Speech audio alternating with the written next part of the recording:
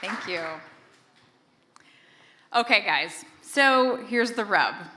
I love the work that we're doing around diversity and inclusion. I think it's really noble and necessary work.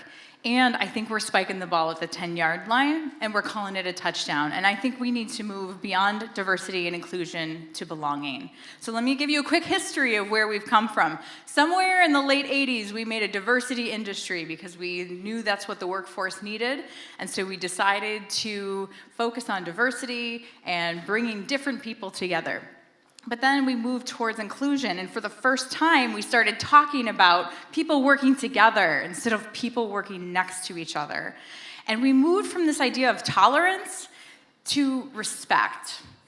And that's what inclusion is all about, but we need to go to belonging, and that's the heart of the matter.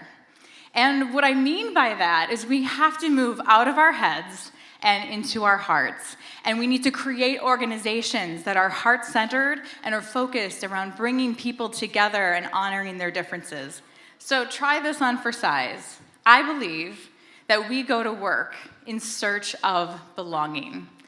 And this is something that is important to all of us, especially as we get older and our time gets more important. We are there for more than a paycheck. We are there to belong and to have a purpose. And belonging to me includes this feeling of trust, and it includes human caring, and it includes shared experiences and people having awareness of their self, but a commitment to the community. And what does that feel like? That feels safe, and that feels whole, and that feels like home. And you guys, these are words that we never use to describe the workplace. And when we think about human beings, our thoughts create our feelings, and our feelings create our actions. So if we want different actions in the workplace, we have to address and have different thoughts, and we have to feel differently about work to get there. And we know this already. It's why people leave. People leave bosses because they don't feel safe. And we measure engagement surveys where we ask questions like, do you have a best friend at work? Or are you part of something bigger? And here's an example. So someone says they want to get promoted, and when they get promoted, they're going to feel really validated. And they say by January, and when it doesn't happen, they leave. But you guys, the promotion's not the goal. Feeling validated is the goal, and part of that belonging. And so I want you to think about, when have you felt belonging? And I want you to think about, what did it feel like to you? And it comes differently to everyone, but I'm betting that it felt safe and that you could bring your whole self. And what got us here won't get us there. So all the work we've done to get to inclusion is awesome, but it won't get us to belonging. And we have to start thinking differently about how we build the organization in a way that creates this feeling.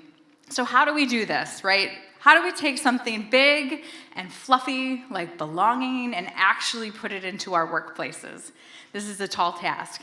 So I want us to think about the thoughts and the feelings. So if we want something to feel safe, what that means is that mistakes don't exist. And if we want people to feel love, that means humans always come before stuff. And if we want to feel whole, that means that we have to be able to come to work just as we are.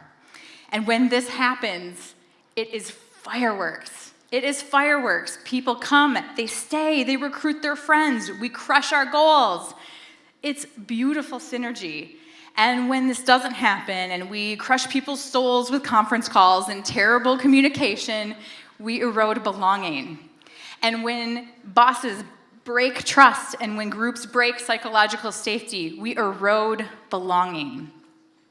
And so my ask is, if we're going to move from diversity to inclusion to belonging, it is many, many tiny moments that add up over the course of time, and we have to be consistent with those. You guys, this is not a diet. This is a lifestyle change I'm talking about. And the talent war is too close to be playing dead. Any company that's going to play dead, you will lose. And quite frankly, we deserve better. We deserve better in our workplace. And so my ask of you, if you are a leader, every leader plays a role in this, because every leader in every moment creates this pattern where we find the proof of belonging. And if you're a leader and you're not doing this, then why are you even there? That doesn't sound very fun for you either. So everything we do has to create belonging and purpose.